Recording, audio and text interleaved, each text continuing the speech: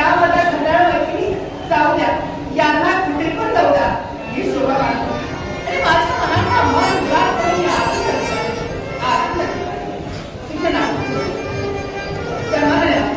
आमच्या घरामध्ये मला वापरून आणि आमचे परंपरा यांच्या कलाकारांचं अर्जित प्रभू या नाटकामध्ये ही सर्वांना हार्मोनियम अमोल भोजेमाळकर आणि गप्पात वाला करत त्यानंतर याचा स्वीकार करते अर्जित प्रभू तसंच आर्या झराकर आणि काव्या झराकर यांनी सुद्धा माझ्या घरावर हे गोकुळ संस्कृती आर्या झराकर काव्या झराकर यांच्या तसंच संदीप नाईक राहणार भिवचे यांनी सुद्धा माझ्या घरावर हे गोकुळ संस्कृती सर्वांना संदीप नाईक राहणार भिवचे यांच्या तसंच सर्वांना हनुमंत तुळसकर राहणार वेगुला यांनी सुद्धा माझ्या घरावर सर्वांना हनुमंत तुळसकर राहणार वेगुला यांच्या एक ज्येष्ठ दशकाधारी कलावंत पेरसे बागाडे या गावचे देवरत्न सर्वांना बाळा बांबाळेकर यांनी सुद्धा माझ्या घरावर सर्वांना बाळा बांबाळेकर यांच्या तसंच एक नाट्यप्रेमी या नाट्यप्रेमी सुद्धा माझ्या घरावर नाट्यप्रेमी यांच्या संयुक्त दर्शवताना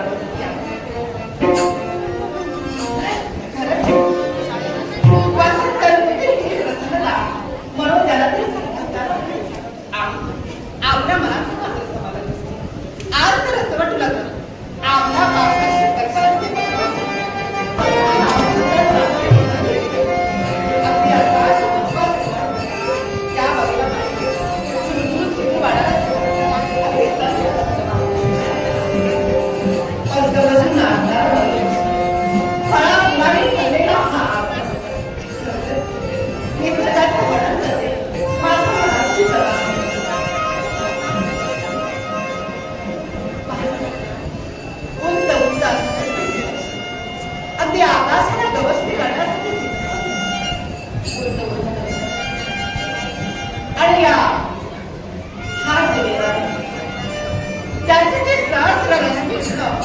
या गुणावर पडलं हे दबावी तू एखाद्या मुलगा चरखरीचा मोठ्यांचा धडपड आहे असा मात्र मोठा एकंदर निसर्गाचं वर्णन करते माझा आवाज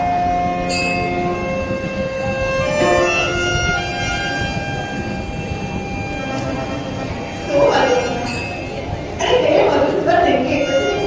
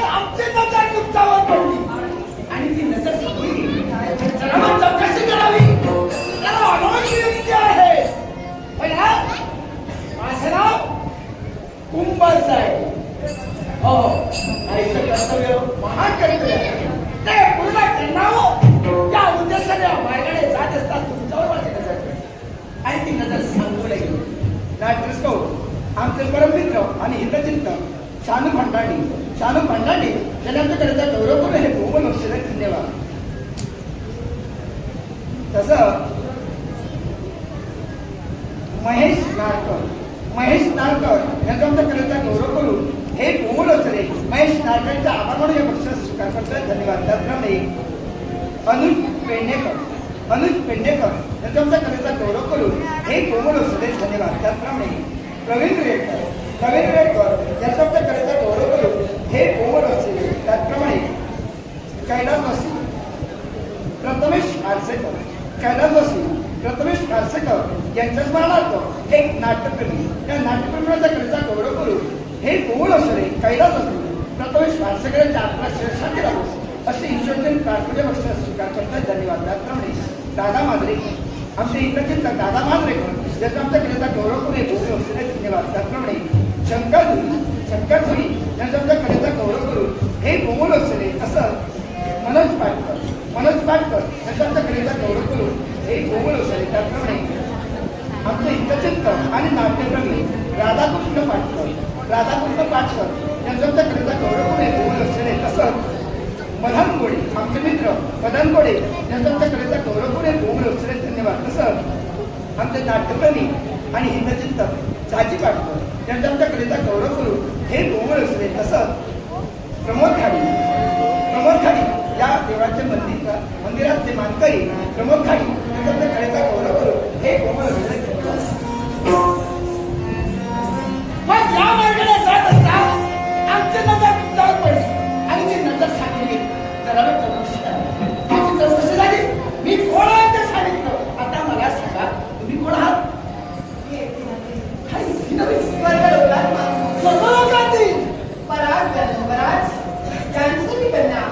आणि नाव माझं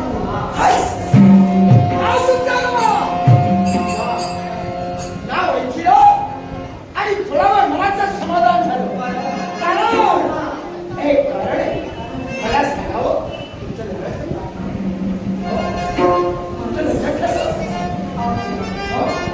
सणाला आपण प्रश्न विचारला. माझं लग्न पण नेमकं मला माझं लग्न आहे. तुमच्या लग्नाचा संबंध आहे. मी तुमच्याला प्रश्न टाकला. तुमचं लग्न ठरलंय का त्याला असं का विचारला? तुमच्या लग्नामुळे आमच्यावर संकट आहे. ती संकट दूर असावी म्हणून मला लग्न मोडायचं. पण माझ्या लग्नामुळं तुमच्यावर संकट? काय बोलायचं तुम्हाला? तुझ्या लग्न झाल्यावर आमच्यावर संकट निर्माण होते. ती संकट दूर करण्यासाठी किती प्रयत्न केले. प्रयत्न अपयश होऊ लागलो. ऐसा कर्तव्य मागे टाकलं आणि आज तुझ्या समोरचे आहे ते कर्तव्य पूर्ण करण्यासाठी चालू. ते कोण आहे? यावेळी तुझ्या जवळ आला आहे. माझं लग्न बोलण्यासाठी इथपर्यंत तुम्ही आलात. पण लक्षात ठेवा हा तुमचा हट्ट, हा तुमचा आठास कधी तेव्हा बऱ्या बोलायला माझा मार्ग तुला आणि माझा मार्ग तुला. तेव्हा मी ठरविले काय ते? तुला कुठे घेऊन ठेवावं आणि त्याच कचरा पूर्ण करावं माझा करणार नाहीये. तुला कुठे ठेवल्यावर लग्न होणार नाही. हे पहा माझं लग्न ठरलं आहे ते सुग्रीव यांच्या समवेत. तेव्हा हे लग्न होणार म्हणजे होणार. यात कधी बदल होऊ शकत तुझा नाही. मार्ग अडकलाय. तो केवळ लग्न होऊ देणार नाही. लग्न होण्यासाठी आज तुम्हाला मार्ग अडकले. हे मार्ग झाले. माझ्या माता पित्याने माझं लग्न ठरवलं. एवढंच नव्हे तर सुग्रीव यांनी माझी पसंती केली. मी सुद्धा त्यांना केवळ माझ्या मनाला निवडलेला. तेव्हा हा लग्न होण्याचा प्रयत्न करत होता. सुग्रीवाचं तुला लग्न होऊ देणारच नाहीये. तो पर्यंत आम्ही आहे. तो पर्यंत कसं लग्न होतंय? एक गोष्ट लक्षात ठेवा. प्रत्येक यवनात आलेली स्त्री तिचा एक श्राव्य स्वप्न असतं. आपल्या जीवनाचा जोडीदार कसा असावा, आपण कुणासोबत संसार करावा, हा तिचा मतीचा प्रश्न असतो. आणि माझं मन झालेलं आहे ते केवळ सुग्रीव यांच्यावर. तेव्हा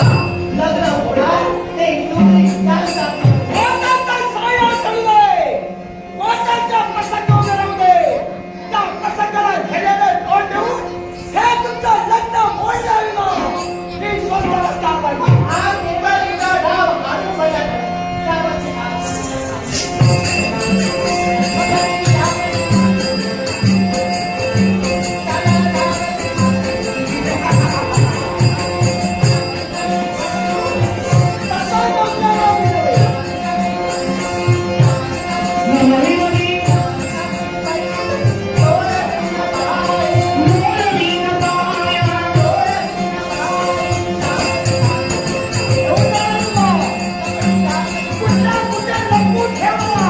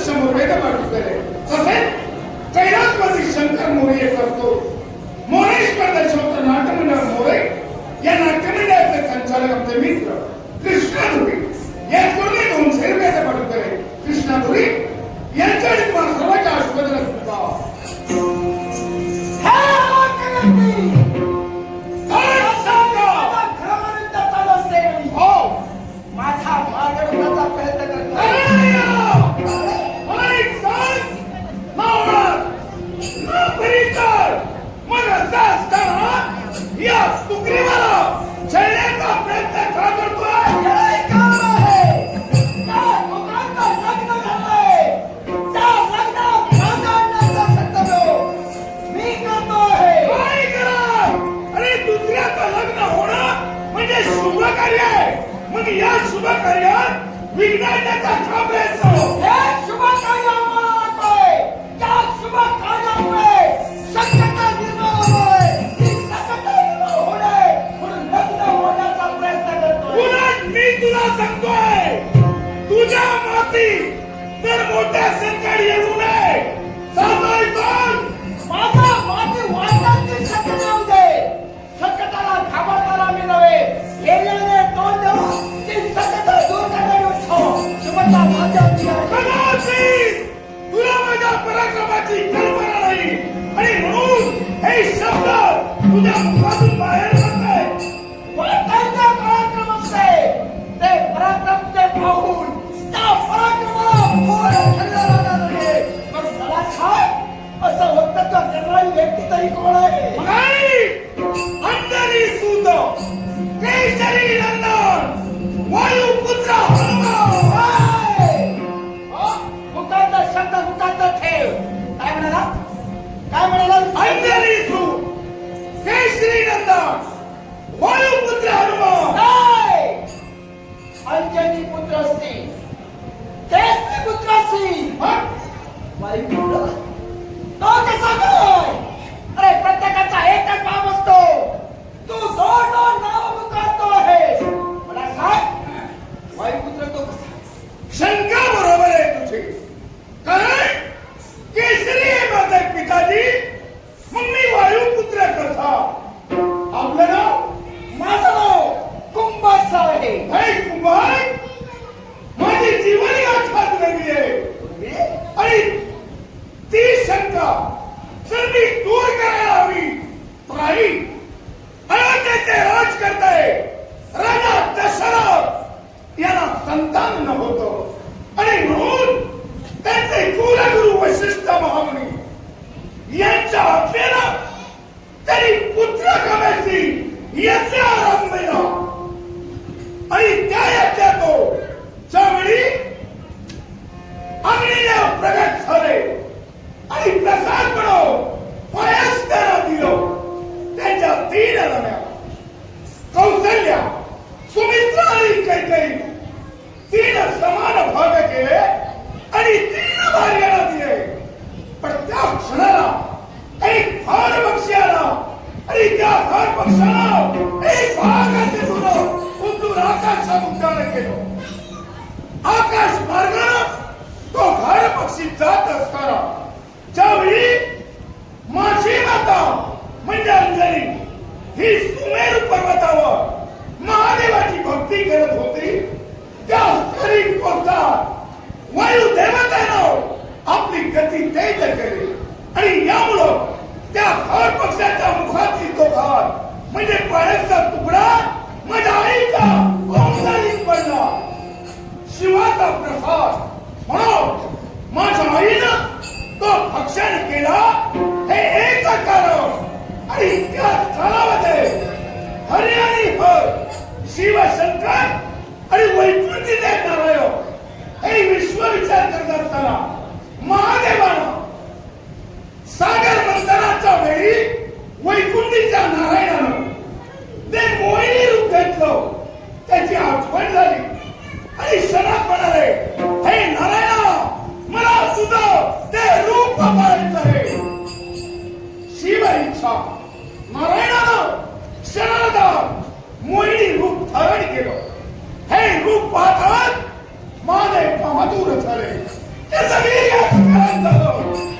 ते वीर्य म्हणजे शिव तेज होतं. महादेवानं त्या तेजातून 11वा रुद्र जन्माला घालायचा होता.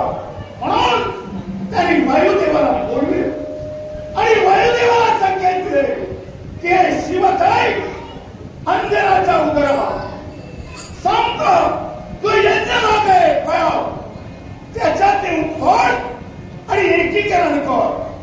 हे ऐकतात वायुदेवानं तो भाग घेतला. अंजनी मातेपर्यंत गेले. कर्ण घोडानं अंजनी मातेच्या शिवताई उदरात फोडलं आणि त्यामुळे माझा जन्म झाला. पण एवढं कर्तव्य वायूनं केलं म्हणून शिवाचं वरदान होतं की या क्षणापासून तुला सुद्धा हनुमंताचा एक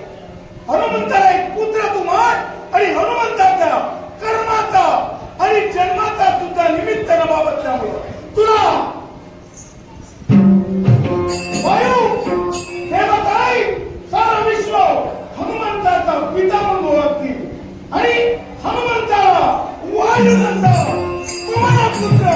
पवनपुत्र म्हणून होते. अशा असं असतात मला पवनपुत्र म्हणतात. म्हणून तुला पवनपुत्र म्हणताय. पण तुला हे हे पवनपुत्र माझा मार्ग रोखू नकोस. हा? कारण माझा तत्व मला पूर्ण आहे. तुझे तत्व मला पूर्ण करायचंय. कर्तव्य म्हणून कितीतरी पोखरलात ना, तुला इथून जाऊ देणार नाही. एकदा दोघांची क्षमा माग, नसेल तर तुला तुझा सामान्य श्रीमंत मारणार नाहीये. पण आलेल्या प्रत्येकाला सगळ्यांना सोडलेलं आहे. हे आहे. राम नाम जपी राम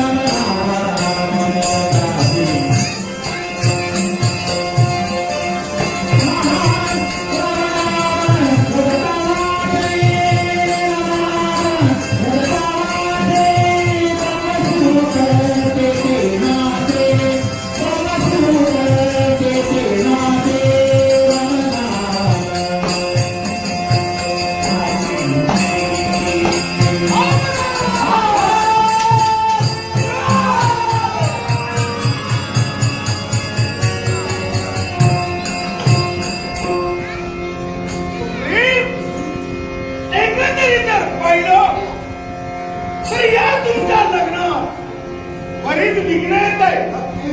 या संकटापासून तू तुझं रक्षण करू शकतो, पण हिचंही रक्षण करणं गरजेचं आहे. विवाहापूर्वी तुझ्या समवे हिला ठेवणं म्हणजे जननीचा होईल. तेव्हा लग्न दिवसापर्यंत हिचं रक्षण मी करेन. कुणालाही कळणार नाही की हिला